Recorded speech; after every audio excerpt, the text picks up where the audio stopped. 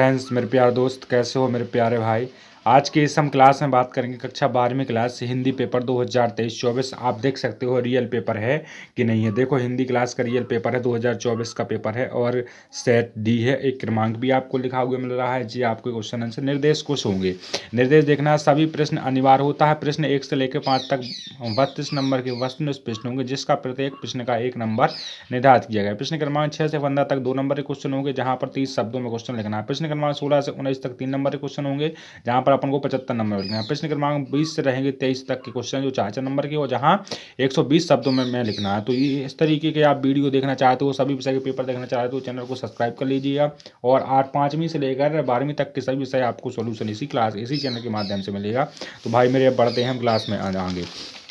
तो यहाँ देखते हैं, हमने एक पहले सैम्पल पेपर डाला था। इसके पहले बहुत से सैम्पल पेपर डाले थे, लेकिन हमने इस हिंदी का भी एक सैम्पल पेपर डाला था। बहुत सारे पेपर डाले हैं, तो उनमें से आपने ज़्यादातर देखे होंगे कि प्रश्न उत्तर ज़्यादातर फंसते हैं। तो पहला नंबर क्वेश्चन आप देख सकते हो कि मैंने स्क्रीन पर दिख रहा होगा आपको।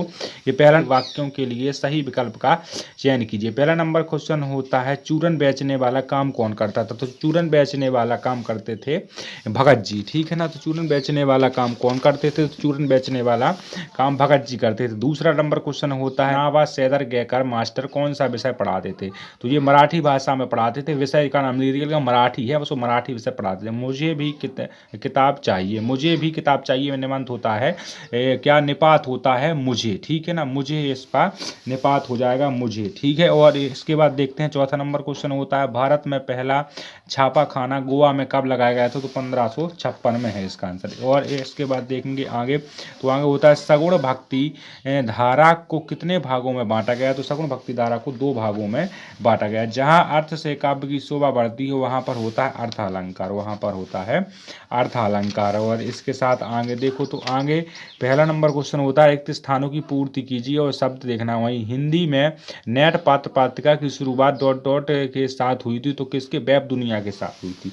तो इसका आंसर होता है वेब दुनिया के साथ हुई थी। दूसरा होता है, कवि जग जीवन का डॉट डॉट लिए फिरता है। तो जग जीवन का भार लिए फिरता है। जहां उपमेय को उपमान से श्रेष्ठ माना बताया जाता है, वहां पर कौन सा अलंकार। तो वहां होता है व्यतिरेय अलंकार, ठीक है ना। मुक्तक बोध उपन्यास के रचनाकार होते हैं जयतेंद्र कुमार, ठीक है ना। इसके बाद देखेंगे पांचवा नंबर, रचना के आधार पर वाक्य मुख्यतः 3 प्रकार के होते हैं, ठीक है ना। 3 प्रकार के होते हैं। अर्थ के आधार पर वाक्य 8 प्रकार के होते हैं।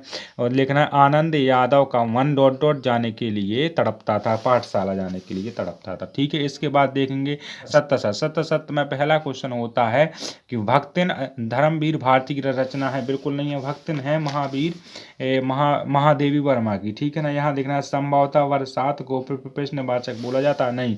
क्या बरसात होता तो प्रश्नवाचक लग चुका होता, तो ये भी सही है, ठीक है ना। राखल दास वनायजी 1992 में मोहनजोदड़ो आए थे। बिल्कुल नहीं है, 1924 में आए थे, ठीक है, इसलिए गलत। चौथा नंबर क्वेश्चन होता है, रेडियो श्रव्य माध्यम है।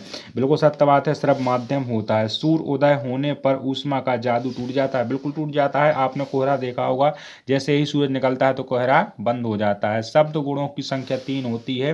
बिल्कुल 3 होती है, ठीक है ना। और इसके बाद नहीं, 3 नहीं होती है, शब्द गुणों की संख्या 3 होती है, हाँ होती है, ठीक है ना। सही, यहाँ देखना है सही जोड़ी। सही जोड़ी जो है आपकी, सही जोड़ी आपको इसको पढ़ लेना है, ठीक है। अंतरंग, साक्षात्कार, हरिवंश राय बच्चन, प्रगतिवाद, यशोधरा और कथनांक, संस्कृत के मूल शब्द लिखा। संस्कृत के मूल शब्द होते हैं तत्सम, तो इसका चौथा नंबर नहीं, सॉरी, ये 6वां नंबर जी हो जाएगा, ठीक है ना। जैसे यशोधरा बाबू क्या है ये देख लेंगे, ठीक है ना। जैसे कथनांक लिखा है तो कथनांक हो जाता है यशोधरा बाबू। यशोधरा बाबू तो नहीं है पता, पर मतलब प्रगतिवाद कवि कौन हो सकते हैं, इस प्रकार से आपको देख लेना। जोड़ी अभी क्लियर नहीं हुई थी, ठीक है ना। इसके बाद देखेंगे एक वाक्य में क्वेश्चन। तो एक वाक्य में पहला नंबर क्वेश्चन होता है कि पहलवान लुट्टन सिंह के कितने पुत्र थे। तो पहलवान लुट्टन सिंह के 2 पुत्र थे। और बाल बाल बचने का मुहावरे का अर्थ होता है संकट से, कठिनाई से बचना। जो संकट आ जाता है उससे बच जाना, मतलब बाल बाल बच जाना। सिंधु सभ्यता का सबसे बड़ा नगर मोहनजोदड़ो था, ठीक है। आमतौर पर एक रेडियो नाटक की अवधि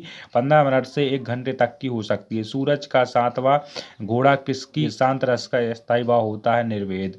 और आलोक धनवा का एक मात्र काव्य संग्रह कौन सा होता है? दुनिया रोज बनती है, इसका एकमात्र संग्रह होता है। अब इसके बाद देखते हैं हम प्रश्न उत्तर। तो यहाँ से देखो प्रश्न किस प्रकार के आए, बहुत ही सरल सरल प्रश्न आपसे पूछे गए हैं। अब की बार बहुत ही सरल पेपर आया था। तो यहाँ देखो 6वां नंबर क्वेश्चन होता है हिंदी के 2 महाकाव्य के नाम व उनकी रचनाएं लिखना है, और इसका या करके होता है काव्य खंड और खंड काव्य की में 2 अंतर लिखना है। सोएटा और छंद को हमें उदाहरण सहित बताना है, वीर रस की परिभाषा देना है, और देखना है भक्ति के आ जाने से महादेवी वर्मा अधिक देहांत कैसे हो गई, और इसके बारे में लिखना है। इसका या करके होता है मनुष्य की क्षमता किन 3 बातों पर निर्भर करती है, ये लिखिए। कहानी और उपन्यास में 2 अंतर बताना है, और आत्मकथा और जीवनी में कोई 2 अंतर बताना है। निपात शब्द का अर्थ बताते हुए कोई 2 निपात शब्द लिखना है।